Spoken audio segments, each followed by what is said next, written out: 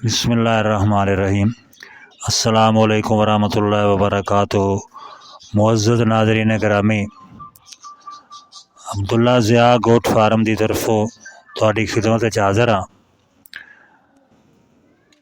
बकरियां और बकरियां वास्ते सर्दी तो बचाव का इलाज लैके आए हैं।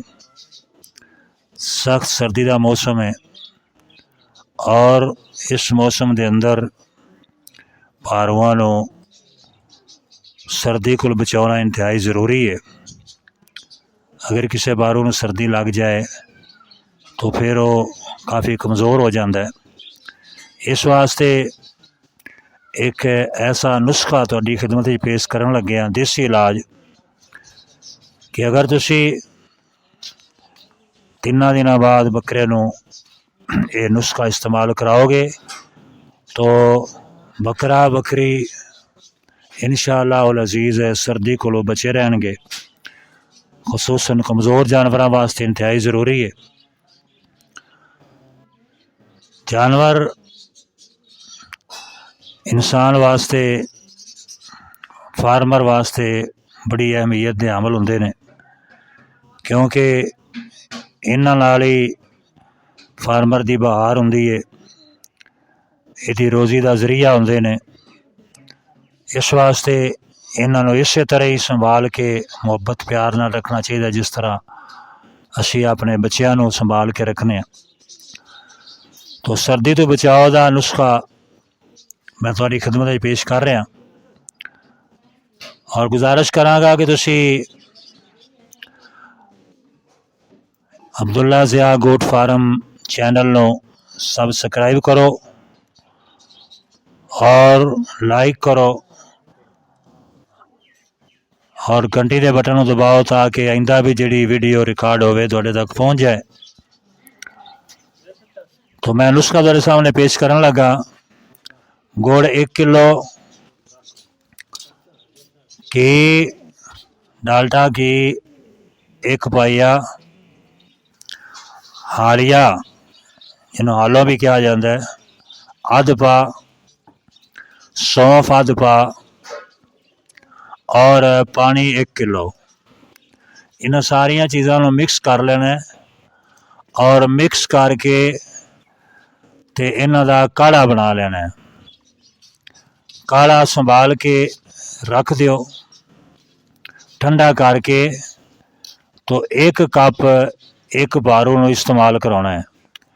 1 भारू नूं 1 कप काढ़ा जिहड़ा है ये देना है। और हर 3 दिनों बाद जो सर्दी का मौसम होवे, अगर सर्दी का मौसम ना होए तो फिर यदी कोई एडी खास ज़रूरत नहीं होंदी, लेकिन सर्दी विच इंतहाई ज़रूरी है। 1 कप 3 दिनों बाद दिओ, इंशाअल्लाह ताला जानवर सर्दी को बचे रहणगे। अगर वड्डा जानवर होए, गां या मझ होए, तो फिर उन्होंने 1 गिलास देना है काढ़े का। 1 गिलास जिहड़ा है वो 3 दिनों बाद इस्तेमाल कराना है। इंशाअल्लाह जितनी भी सर्दी होए डंगर महसूस नहीं करेगा और इंशाअल्लाह ताला अल्लाह की रहमत नाल तंदुरुस्त रहेगा। और एक होर इलाज लूज मोशन जिन्हों कहने वाह, कि सर्दी खसूसन बकरियां नूं वाह लग जाती है और यदी मुख्तलिफ वजूहात होंदियां ने। बाज़ औकात इस तरह होंदा है कि जानवर दे पेट के अंदर कीड़े होंदे ने, उन्हां कीड़ियां की वजह तो वाह लग जाती है और बाज़ औकात सर्दी की वजह तो भी वाह लग जाती है। और कई दफ़ा दाना वगैरह, गंदम, आटा वगैरह जानवर खा जाता है और ज़्यादा खा लेंदा है तो उसनों वाह लग जाती है।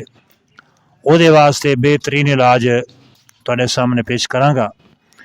सब तो पहले अगर तो आम जी बीमारी है तो उन्होंने जामुन के पत्ते और अमरूदा के पत्ते ये खिलाओ दिन में 2-3 दफ़ा। इंशाअल्लाह उम्मीद है कि उहदे नाल ठीक हो जाएंगे। अगर फ़र्ज़ करो कि इहदे नाल भी जानवर ठीक नहीं होंदा, यानी बीमारी ज़्यादा है, तो फिर जामुन के पत्ते, अनार के पत्ते, खजूर के पत्ते और किकर दे पत्ते तकरीबन हम वजन लैके किकर दा सक छोड़ा जिन्हों कहने इन्हों उबालना है भी थोड़ा जा काला नमक पा लेना उबाल के ते इन्हों का काढ़ा बना लेना जिन्हों का रंग बदल जाए यानी पानी डाल के काढ़ा बनाना जो रंग बदल जाए तो एक जानवर नू दिन के अंदर 1 कप 2 दफ़ा देना है सुबह शाम। उम्मीद है कि इंशाअल्लाह पहले कप नाल जानवर ठीक हो जाएगा। अगर ठीक हो जाए तो फिर दोबारा देने की ज़रूरत नहीं, अगर ठीक नहीं होया तो फिर दूसरी दफ़ा भी दे दो। इंशाअल्लाह ताला 2 कप देने जानवर बिल्कुल ठीक हो जाएगा और अल्लाह ताला तंदुरुस्ती अता फरमाएगा।